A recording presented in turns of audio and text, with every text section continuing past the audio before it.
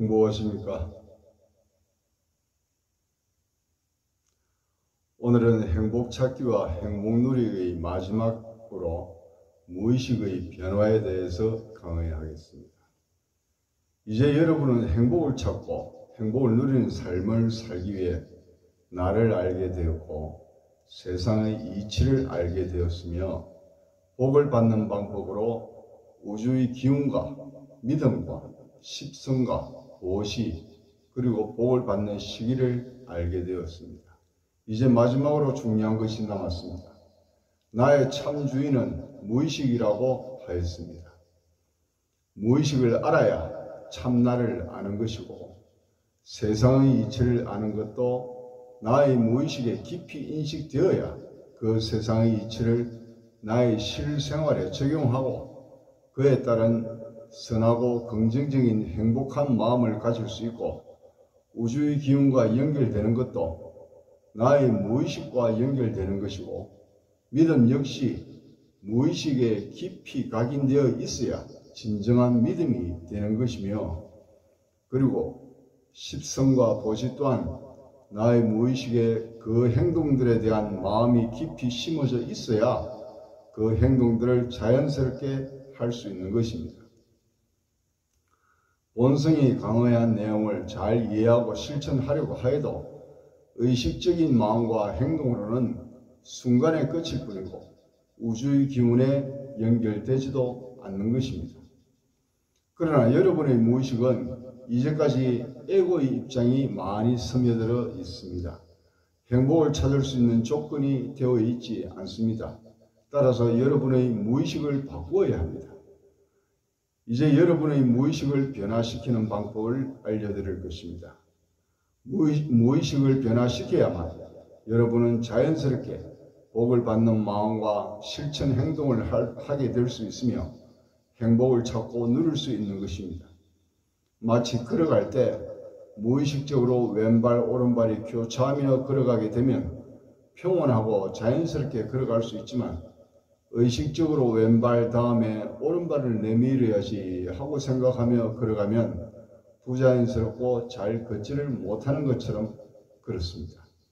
그러면 무의식을 변화시키거나 무의식에 잘 편입되는 방법 등에 대해서 알아보겠습니다. 첫째, 습관입니다. 어떤 행동이나 마음가짐이 습관이 되면 무의식으로 편입이 됩니다. 습관은 처음에 의식적으로 시작하게 되는 경우가 대부분입니다. 예를 들면 오른손으로 식사를 하는 것은 처음에 의식적으로 오른손으로 식사하는 습관을 들인 경우이며 왼손으로 하는 것은 처음에 습관을 그렇게 들인 경우가 무의식에 편입되어 자연스럽게 식사를 하면 오른손이나 왼손으로 하게 되는 것입니다. 여러분이 고쳐야 되겠다는 마음가짐이나 행동은 에고의 입장에서 습관이 되어 무의식에 편입되어 있는 것입니다. 예를 들면 과식을 하는 것은 음식을 보면 무의식적으로 배불리 많이 먹게 되는 것입니다. 이것을 고치려면 음식을 적당히 먹거나 적당히 먹을 수밖에 없는 환경을 만들어 습관을 들이면 이 습관은 무의식으로 편입되어 기존의 과식하는 무의식이 바뀌는 것입니다. 마음가짐도 마찬가지입니다. 예를 들면 무언가를 자꾸 불평하는 성격을 지닌 사람은 의식적으로 이해하는 마음을 가지려고 노력을 하고 그렇게 하는 것이 많아지면 습관이 되고 이것이 무의식으로 편입되어 불평하는 마음이 이해하는 마음으로 바뀌는 것입니다. 이렇게 습관을 들이면 무의식으로 편입되어 기존의 무의식이 변화하게 됩니다. 하지만 이것이 쉽게 되는 것은 아닙니다. 습관으로 되기까지 의식적인 많은 노력을 하여야 합니다. 그 노력의 와중에 기존의 무의식이 자꾸 강하게 방해를 합니다. 보통은 습관을 바꾸려는 노력은 도중에 성공하지 못하고 기존의 습관으로 돌아가게 됩니다. 이것은 의식과 무의식이 경쟁을 하면 무의식이 거의 99% 이기게 되어 있습니다. 우리의 일상생활 중에 의식은 최대한 5%이고 무의식은 95% 이상이어서 5%로 95%를 이긴다는 것은 계란으로 바위치기라는 것은 앞서 말씀드렸습니다. 예를 들면 술을 끊어야 되겠다고 생각하는 알코올 중독자가 술을 마시지 않으려 하지만 결국 술을 다시 마시게 되는 것처럼 말이죠. 그러나 완전히 불가능한 것은 아닙니다. 아주 강력하고 지속적인 의식적 행동이나 마음가짐은 습관으로 되어 무의식으로 편입되고 기존의 무의식을 변화시키는 경우도 있습니다. 마치 드물지만 성공적으로 알코올 중독자가 술을 끊는 것처럼 말이죠. 이렇게 습관이 되어 무의식에 편입되면 아주 강력한 힘을 발휘합니다. 우리가 아직 하지 않은 행동이나 마음가짐은 처음에 습관을 잘 들여야 합니다. 처음 하는 행동이나 마음가짐은 습관이 되기 쉽고 따라서 무의식에 편입되기 쉽습니다. 그 무의식은 특별한 계기가 없으면 평생 그 사람에게 영향을 미칩니다. 그래서 아기 때부터 올바른 행동이나 마음가짐에 대한 의식적인 교육이 중요한 것입니다. 그러한 교육이 반복되면 올바른 행동이나 마음가짐이 습관이 되어 그 사람의 무의식에 편입되고 평생 그 사람의 삶에 영향을 미치기 때문입니다. 또한 그 사람은 행복을 찾거나 복을 받기 좋은 조건을 구비하는 셈입니다. 이렇게 습관은 무의식을 변화시키거나 무의식에 편입되는 것입니다. 두 번째, 반복된 암시. 암시란 미래에 일어날 일에 대한 정보를 주는 것입니다. 다양한 분야의 암시를 줄 수 있습니다. 좋은 쪽이든 나쁜 쪽이든 모두 해당될 수 있습니다. 물론 암시는 그 사람에게 가능성 있는 일이어야 합니다. 실현 가능성이 없는 암시는 그 사람의 의식에서 차단당하여 무의식에 편입될 수 없습니다. 이 암시 자체로도 무의식에 편입될 수 있지만 강력하게 편입되는 것은 그 암시를 반복적으로 하는 것입니다. 반복된 암시는 그 사람의 무의식에 편입되어 강력한 힘을 발휘합니다. 무의식에 그 암시가 강하게 인식되어 있을수록 그 암시에 대한 믿음도 같이 가지게 됨으로써 그 내용과 같은 파동의 주파수가 우주의 기운으로 전해지고 같은 주파수의 기운을 끌어당김으로써 암시가 장래에 실현되게 되는 것입니다. 그러니 당신이 되고자 하는 실현 가능성 있는 방향이나 성공을 원한다면 스스로 자기 암시를 반복적으로 하든지 아니면 타인에게 그러한 암시를 반복적으로 받으면 목적한 바를 이룰 수 있게 됩니다. 내 가족이나 아이에게 실현 가능성 있는 암시를 반복적으로 하면 그 내용이 대상자의 무의식으로 편입되고 같은 원리로 반드시 그 암시의 내용이 이루어지게 되는 것입니다. 좋은 방향이든 나쁜 방향이든 그 효과는 똑같습니다. 예를 들어 부자가 될 내 자식이라고 아이에게 반복적으로 암시를 주면 그 아이의 무의식에 나는 부자가 된다라는 인식이 심어지고 아이는 성장하면서 스스로 왜 그런지 인식하지 못하면서도 자연스럽게 부자가 되는 길로 걸어가게 되고 부자가 되는 것입니다. 만약 부모가 홧김에 아이에게 빌어먹을 자식이라고 반복적으로 말한다면 그것이 아이의 무의식에 나는 빌어먹을 사람이다 라는 인식이 심어지고 아이는 성장하면서 스스로 왜 그런지 인식하지 못하면서도 자연스럽게 부정적인 결과로 나타나게 될 것입니다. 만약 당신이 지금 이루고자 하는 실현 가능성이 있는 목표가 있다면 그 목표가 이루어진 것을 글로 적어서 벽에 붙여놓고 매일 큰 소리로 가능한 많이 읽으면서 암시를 준다면 그 암시가 당신의 무의식에 편입되고 당신은 그 무의식에 의해 자연스럽게 그 목표가 이루어지는 방향으로 마음과 행동을 하게 될 것이며 결국 그 목표가 이루어질 것입니다. 이렇게 반복적인 암시는 무의식의 변화를 가져오게 되는 것입니다. 세 번째, 원의자의 말. 우리는 종종 병원에 갑니다. 병원의 의사의 말은 권위가 있습니다. 의사가 진찰 후에 당신 보고 암이나 염증이라고 한다면 당신은 그 말을 믿습니다. 그 말은 의식을 거쳐 당신의 무의식으로 편입됩니다. 서로 그 진찰이 오진이었다 하더라도 당신의 무의식에 심어진 그 병명으로 당신은 그 정세를 느끼게 됩니다. 의사의 말이 권위 있는 사람의 말이기 때문입니다.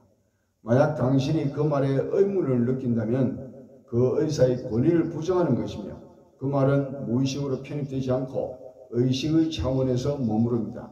그러나 다른 병원의 의사가 재차 그런 병명을 말한다면 당신은 그것을 인정하면서 당신의 무의식으로 편입되게 됩니다. 이처럼 권위 있는 사람의 말은 무의식으로 편입되기 쉽고 기존의 무의식에 있는 정보를 바꾸기도 합니다. 만약 당신이 무의식에 심어져 있는 병명을 큰 병원의 유명한 의사에게 진단을 받았을 때 그것이 오진이고 사실은 병이 없다고 한다면 더욱 큰 근거에 의해서 당신의 무의식에 심어져 있는 질병이 있다는 믿음은 사라지게 되고 당신은 병이 없는 사람으로 아무런 정세도 느끼지 못할 것입니다. 큰 권위에 의해서 당신의 무의식의 변화를 일으킨 것입니다. 당신은 지금까지 살아오면서 주변의 환경에서 권위 있다고 생각하는 사람이 있을 것입니다. 그 권위 있는 사람이 칭찬을 하면서 격려의 말을 한다든지 아니면 그 사람이 질책을 하면서 비난의 말을 하는 것을 들어본 적이 있을 것입니다. 주변의 동료나 친구의 말보다 그 권위 있는 사람의 말이 훨씬 오랫동안 나의 마음에 기쁨을 주고 그 격려에 더욱 열심히 업무를 한다든지 상처를 주는 경우 훨씬 깊은 아픔을 주고 업무에 열의를 가지지 못하는 경험을 해보았을 것입니다. 이것은 그 사람의 말이 나의 무의식에 편입되고 그 무의식에 심어져 있는 말처럼 당신이 마음을 가지게 되고 행동하게 되기 때문입니다. 이러한 것을 활용하여 자식에게 권위 있는 사람의 격려를 받게 하는 것이 자식의 성장과 발전에 엄청난 영향을 준다는 것을 알고 행동하면 좋은 결과를 기대할 수 있을 것입니다. 네 번째, 상상.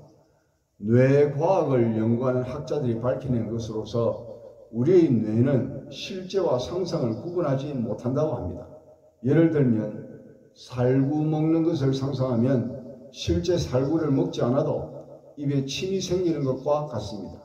상상은 우리가 가능성의 세계에서 자유로이 이동하는데 가장 강력한 교통수단입니다. 그런데 초등학교를 지나고 성장할수록 대부분 세상과 남들의 충고를 받아들여 더 이상 상상하거나 꿈꾸지 않게 됩니다.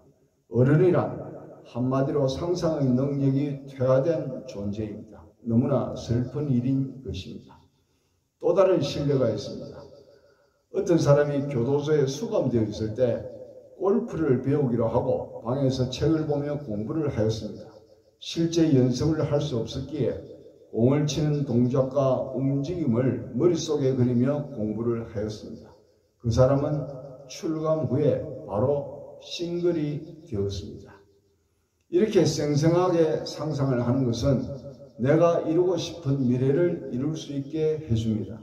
처음에는 의식적으로 상상을 하지만 그 상상이 반복되면 무의식으로 편입이 되고 무의식에 강력하게 심어지면 자연스럽게 나를 그 상상의 방향으로 이끌게 됩니다. 나의 마음과 행동이 그 상상을 이루기 위한 방향으로 가게 되고 그리고 그 상상의 주파수와 같은 우주의 기운이 연결되어 상상을 실현할 수 있는 상황이 만들어지는 것입니다. 다시 강조하지만 실현 가능성이 있는 상상이어야지 내가 새와 같이 날아다닐 수 있으면 하는 망상이나 공상을 말하는 것은 아닙니다. 이처럼 생생하게 상상하면 도대체 무슨 효과가 있는가? 그 상상은 우리 무의식에 심어지게 되며 우리는 원하는 현실을 생생하게 상상함으로써 바로 여기에서 직접 그것을 경험할 수 있고 그리고 그러면 믿게 되고 행동이 바뀌는 것입니다. 꿈이 반드시 실현되지는 않지만 꿈은 그 방향으로 우리를 이끌어줍니다. 그래서 우리는 상상을 의도적으로 이용하여 우리의 무의식을 원하는 것을 얻도록 촉구시킬 수 있는 것입니다. 다섯 번째, 반복된 교육. 반복된 교육 또한 우리의 무의식을 변화시키거나 편입됩니다. 도덕이나 윤리의 문제는 우리가 살아가면서 반복적으로 교육을 받거나 경험을 합니다. 그러므로 그 문제는 우리의 무의식에 각인이 되어 도덕이나 윤리성에 반하지 않는 행동이나 마음을 나도 모르게 자연스럽게 가지게 됩니다. 세상의 많은 필연적인 행동 등은 이러한 도덕이나 윤리성에 대한 교육이 무의식에 각인되어 있을 정도로 교육을 받지 못한 경우이거나 어떠한 이유로 반도덕성, 반윤리성이 그 사람의 무의식에 심어져 있는 경우입니다. 극단적인 예가 세뇌 교육입니다. 어떤 문제에 대하여 반복적으로 교육을 하면 무의식에 강력하게 그 문제가 심어져 그 사람의 마음이나 행동을 원하는 대로 조정할 수 있게 하는 것입니다. 이처럼 반복된 교육은 우리의 무의식에 강력하게 심어지거나 기존의 무의식을 변화시켜 나의 마음과 행동을 그 교육의 방향대로 이끕니다. 그것이 좋은 방향이든 나쁜 방향이든. 여섯 번째, 최면. 마지막으로 소개하는 최면은 무의식을 변화시키거나 무의식에 편입시키는 방법으로 가장 중요하고 효과적이며 혁신적인 방법입니다. 최면은 사람의 의식을 피해 무의식에 접촉하는 것입니다. 무의식은 나의 참나이고 진정한 마음이고 영혼이라고 하였습니다. 따라서 최면은 무의식이자 참나이자 나의 영혼에 접촉하는 방법입니다. 그렇기 때문에 최면의 활용은 무궁무진합니다. 현대의학으로 치료할 수 없는 부분도 치유가 가능하고 자신의 발전과 성장을 이루는 것도 가능하게 하며 시간과 공간의 구분이 없기 때문에 자신의 전생과 미래를 알아보는 것도 가능하고 새로운 차원의 세계로 여행하는 것도 가능합니다. 이외에 현실 세계에서 할 수 없고 알 수 없는 많은 것들을 경험하고 알 수 있습니다. 앞에서 무의식을 변화하거나 무의식에 편입시키는 여러 가지 방법들을 보았습니다. 대부분 어느 정도의 시간이 소요됩니다.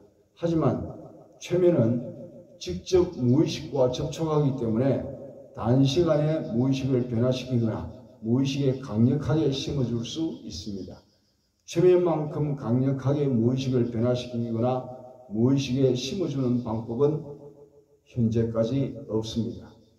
예를 들면 과거의 경험에 트라우마가 있어서 병원에서 치료를 받아도 잘 낫지 않는 사람도 최면으로 무의식을 변화시키면 그 트라우마가 치료가 되고 어떤 이유로 인해 알러지가 있는 사람도 최면으로 무의식을 변화시켜 치유가 되며 발표 불안증이나 틱장애 등도 현재의 증세에 대해 치료로서는 잘 고쳐지지 않지만 최면으로 과거의 그 원인을 찾아내 무의식을 변화시켜 치유를 하기도 합니다.